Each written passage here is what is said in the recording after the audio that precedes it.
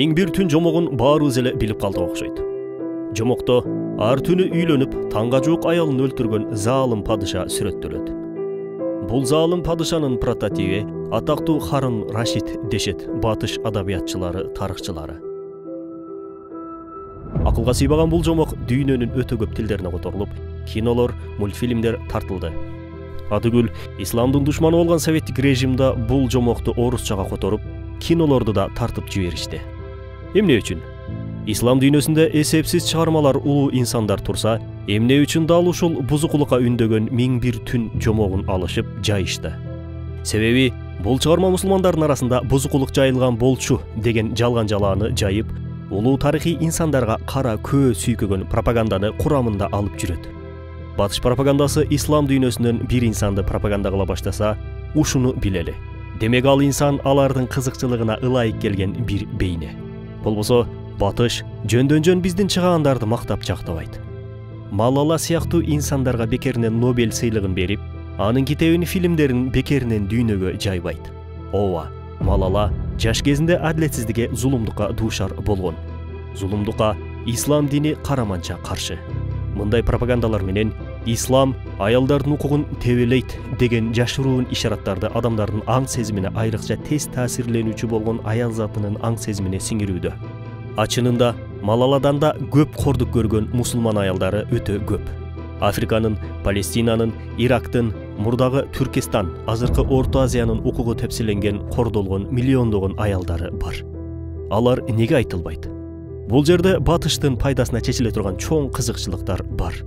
Ошол эле кезде батыш мусулмандардын арасынан чыккан, өздөрүнүн кызыкчылыгына ылайык келген чыгаан инсандарды, молдолорду, чыгармачылдарды колдоп көтөрмөлөйт. А исламдын мусулмандардын кызыкчылыгы үчүн кадам таштагандарды же жок кылат, же Султан Сулаймандай дүйнө кызыкчылыгына берилген напсинин кулу кылып таанытат. Же болбосо Эрдогандай диктатор катары таанытат. Же болбосо басмачылардай баш алгыч, жан алгыч катары таанытат. Булардын бирөөсү Харун Рашид. Харун Рашид жомокто сүрөттөлгөндөй напсине берилген инсан беле? Же бул жөн гана батыштын пропагандасыбы? Келиңиздер талдап көрөлү. Аббаси халифасынын 5-чи халифасы Харун ар-Рашид мусулман эмес өлкөлөрдө эң көп таанылган халифа болуп, Византияны көп жолу жеңген. Көптөгөн жерлерге ислам туусунун сайылышына себепчи болгон улуу халифа. Харундун батышка жакпаган эң чоң сапаттарынын бири ушул кызматтары. Даяр болсоңуздар, анда адаттагыдай баштадык. 763 жыл, 20 март. Азыркы Тегеранга жакын Рей деген шаарда Мехди Биллах халифанын үйүндө Харун Рашид төрөлөт. Харун Рашид Аббас разияллаху анхунун 8-чи небереси болуп саналат. Харун Рашид жаштайынан эле Куран жаттап, хадис, фыкых, укук, ислам тарыхы, музыка сыяктуу сабактарды сарайда күчтүү мугалимдерден алат. Анын жеке мугалими кийин өмүр бою вазирлик кылган Яхья Бармаки. Айрыкча ага атактуу Малики мазхабынын түзүүчүсү Имам Малик өзү фикх сабактарынан дарс берди.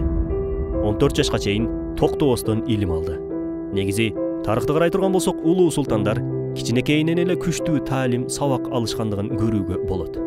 Келечектеги үммөттү башкара турган башкаруучу албетте илимдүү, билимдүү болушу керек. Аббасилерден мурунку Амавилер доорундагы султандар балдарын илимий жактан окуткандын ордуна дагы да көбүрөөк спорт менен машыгып, согуштук ыкмаларды үйрөнүүсүнө аракет кылышкан. Илимий жактан болсо жөн эле Куран окуусун эле талап кылышкан. Ошондуктан Амавилер доорунда өтө көп динге терс келген иш-аракеттер орун алган.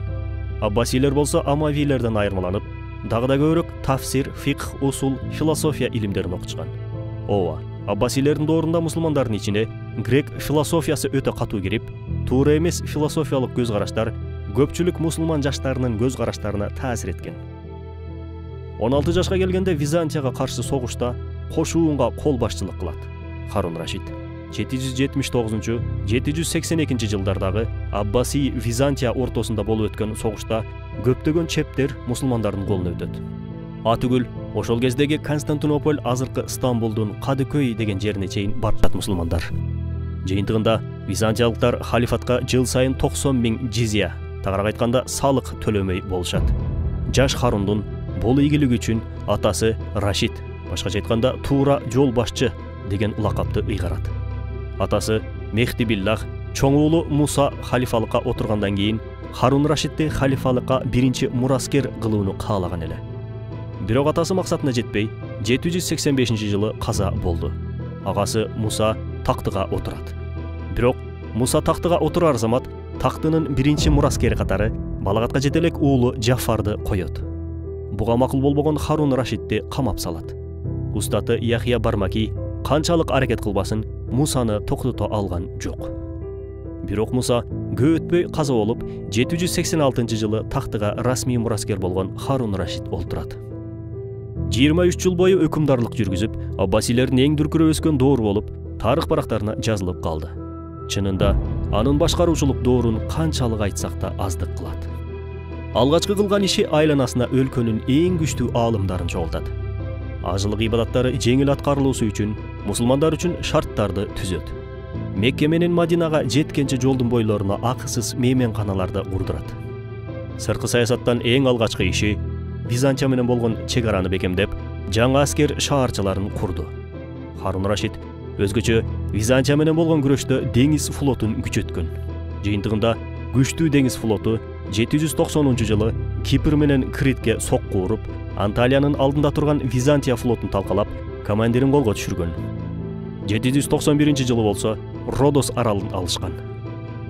Харун Рашидтин эң улуу максаты бул пайгамбарыбыз саллаллаху алейхи вассаламдын хадисинде макталган бактылуу кол башчы болуу эле. Пайгамбарыбыз саллаллаху алейхи вассалам бир хадисинде Константинополь сөзсүз мусулмандардын колуна өтөт.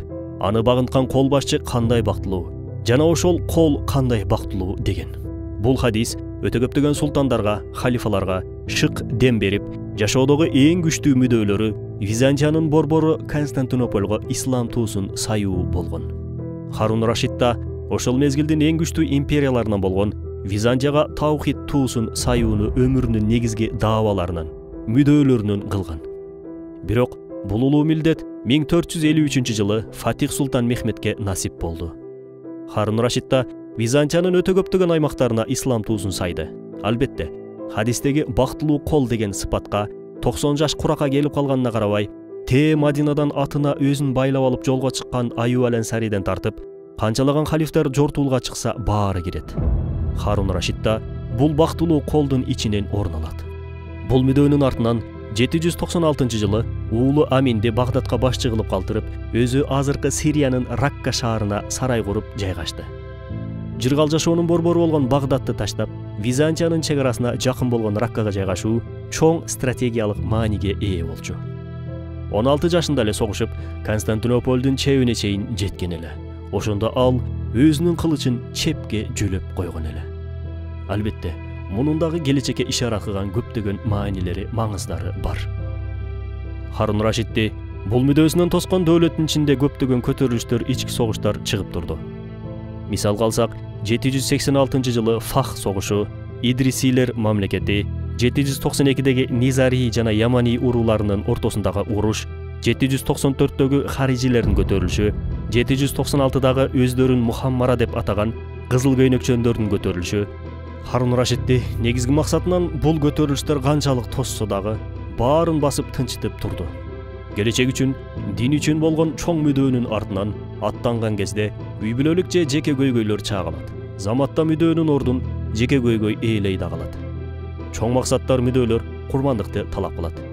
Биз жеке кызыкчылыктарды биринчи кезекке койгонубуз үчүн өнүкпөй жатабыз. Харун Рашид андай кылган жок. Ички көйгөйдү да чечти, улуу максатка да карай кадам таштады. 797-жыл Харун Рашид кошуунга өзү башчылык кылып, Византияга каршы согушту. Натыйжада саф-саф чебин алды. Кол башчыларынан болгон Абдул-Малик бин Салих Анкарага чейин багындырды. Византиянын император аялы Ирина тынчтык келишимин түзүүгө мажбур болду. Келишимдин негизинде Византия Аббасилерге жизия, салак төлөй баштайт.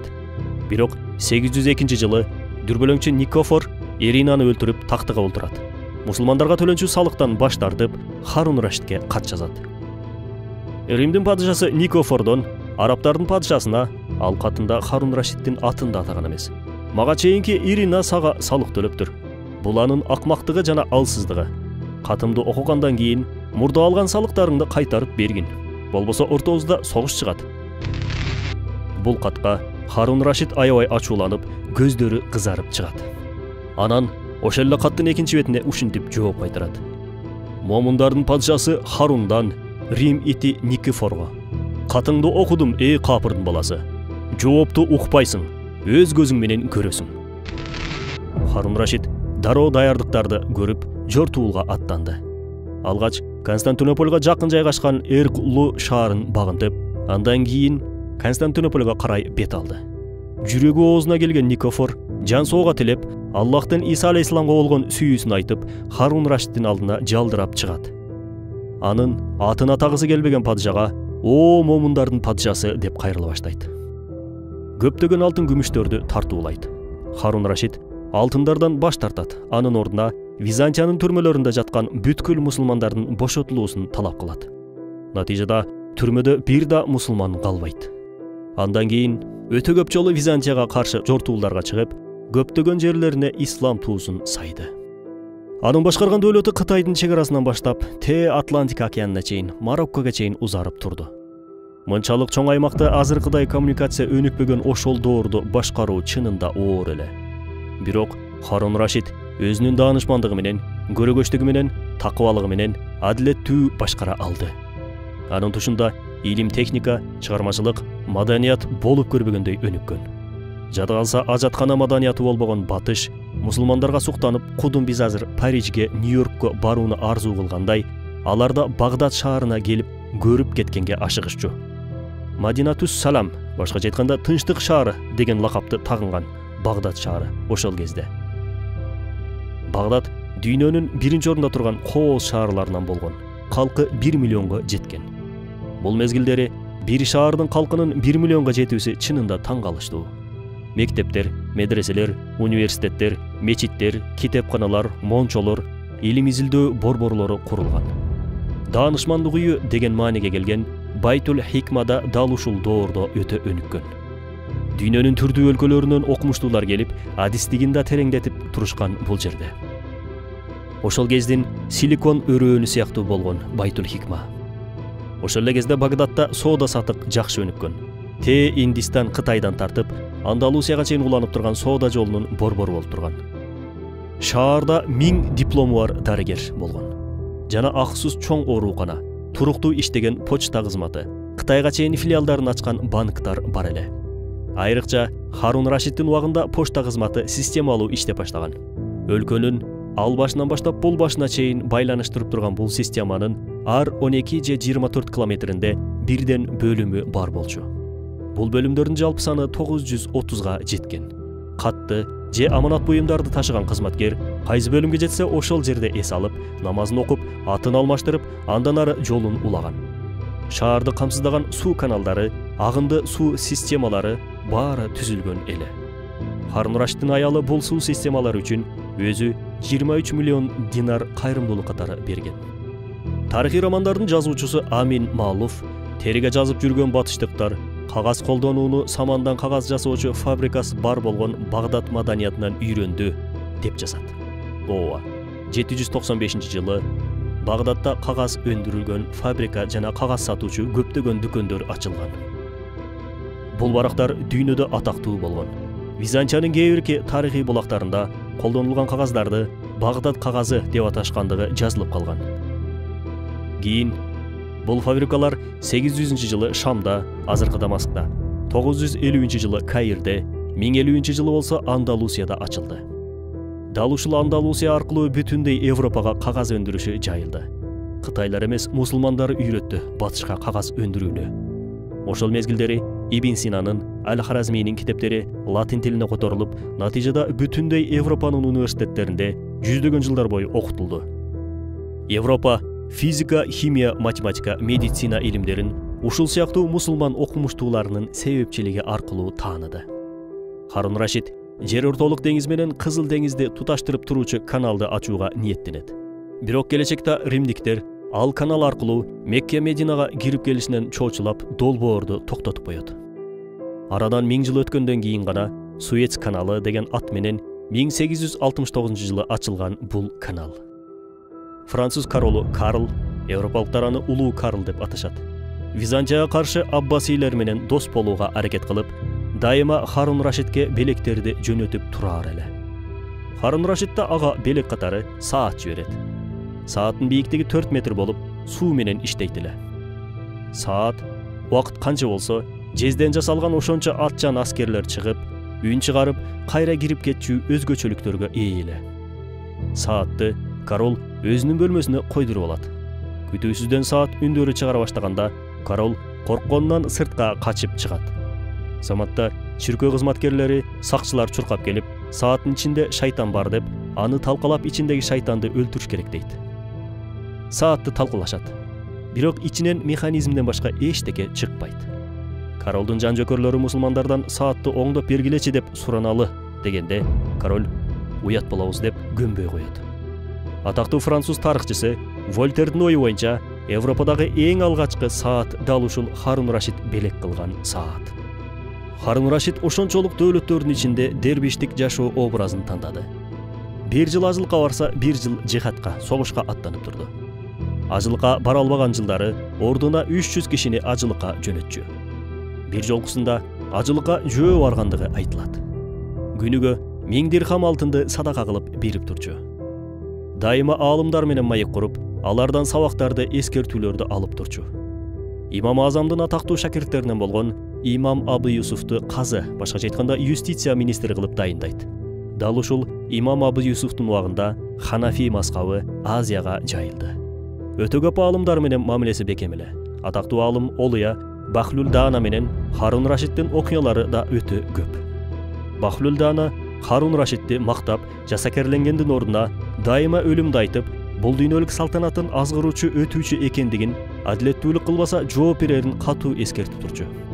Харун Рашид анын насааттарына моюн сунуп, угуп, мансаптан келген текеберчилигин ошону менен жеңип турчу.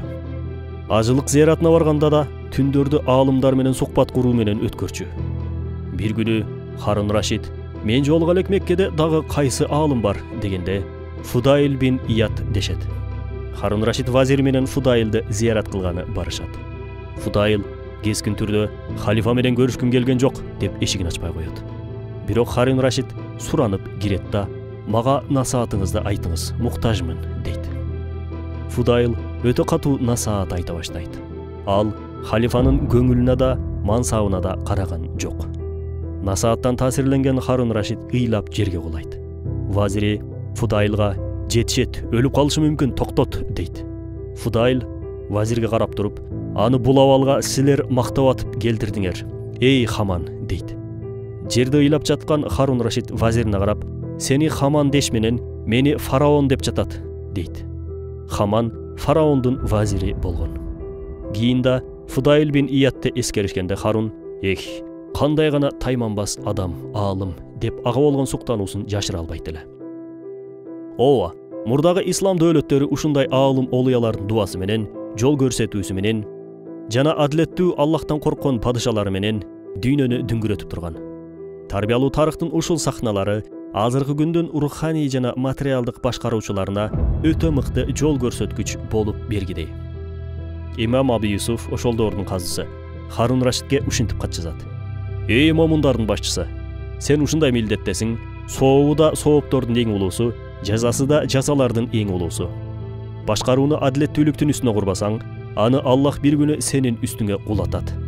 Ажал келгенче салих амалдарды кыл. Ажал келсе кыла албай каласың. Кол астыңдагылар үчүн жооп бересиң. 1 саат башкаруучу болсоң да, адилеттүүлүк менен башкар. Себеби акырет күнүндө башкаруучулардын эң бактылуусу эли ыраазы болгон башкаруучу." Мындай эскертүүлөр менен өтө көп каттар келип турган. Харун бул эскертүүлөрдү туура кабыл алып, башкарууну ошого жараша жүргүзгөн. Чынында мындай адамдарга күчтүү эскертүүчү аалымдар керектелет. Харун Рашид салтанаты учурунда эң көп көйгөй жараткандар харизилердин жана шиялардын көтөрүлүшү болгон эле. Византияга ислам туусун саюуга эң көп ушул топтор тоскоол болгон. Бул эки топ аябай көп көтөрүлүштөрдү чыгарып, өтө көп жолу башаламандыктарды жаратышкан. 809-жылы дагы бир харизилердин көтөрүлүшүн басуу үчүн Мавереннахр аймагына кошуун менен барат. Дал ушул жерде ооруга чалдыгат.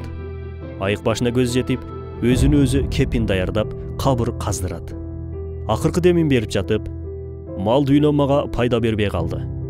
Менин күч кубатым, салтанат бийлигим жок болуп кетти деген Хакка сүрөсүнүн 28-29 аяттарын окуп, 46 жашында чыныгы ааламга сапар алды. Шейит маркум Рамазан Аль-Бути вааздарынын биринде ушундай дейт. Биздин мектептерде 8 класстын тарыхында Аббасилердин тарыхы өтүлөт.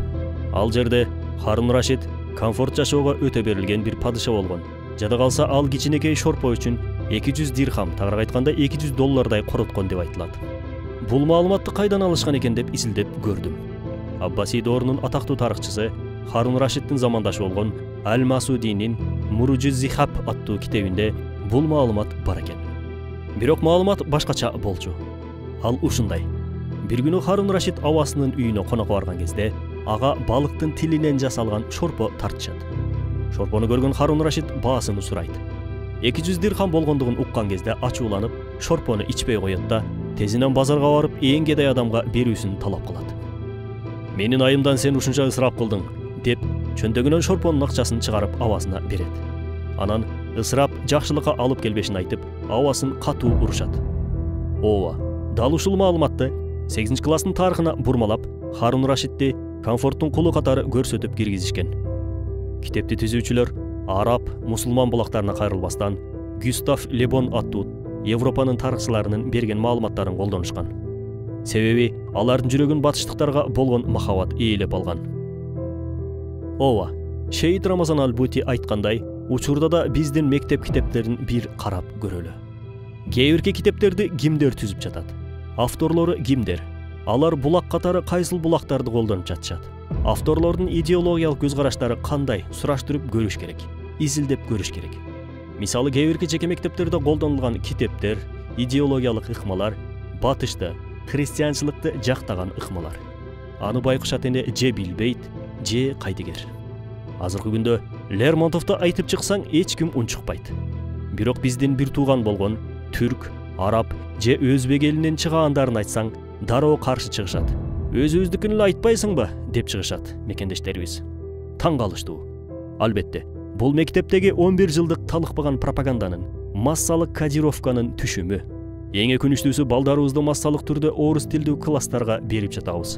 Орусча тарбия алып чоңойгон бала эртең кыргыздардын же мусулмандардын баатырларын, аалымдарын террорист же басмачы деп атаса таң калбай эле коелу. Бул маселеде мамлекетти да күнөөлөгөн туура эмес. Себеби руханий вирус биздин жүрөгүбүздө болуп жатпайбы? Ушуну унутпайлы. Качан гана аталарыбыз комфортко, оюн күлкүгө берилбей, диндин эрежелерине моюн сунуп жашаган кезде аябай дүркүрөп өнүгүп, дүйнө жүзүн суктанткан жана дүйнө жүзүн титиретип турган. Буга далил катары Андалус дөөлөтүн, Осмон дөөлөтүн, Харун Рашиддин тушундагы Аббаси дөөлөтүн айта алабыз. Ал эми качан гана комфортко берилип, ныксыраган кезде артка кеткен, башкаларга жеңилген. Ооба, Харун Рашиддин тушунда дүңгүрөгөн Багдад шаарын хулагы келип талкалап жок кылган. Азыркы күндө балдарыбызга чыныгы тарыхты үйрөтүп, аларды ойго тутушубуз керек. Ким экендигин дайыма эстетип турушубуз керек. Балдарыбыздын өрнөк туткан инсаны Рональдо, Месси же кайдагы бир ырчы бийчи эмес, тескерисинче Харун Рашид, Яуз Султан Селим же болбосо өзүбүздүн Парпи Корбашы, Ади Корбашы, Алихан Төрө Сагунуйлер болушу керек. Өлкөнүн келечеги балдардын тандоосунда экендигин баарыбыз билебиз. Андыктан алардын туура тандоосуна өбөлгө түзөлү.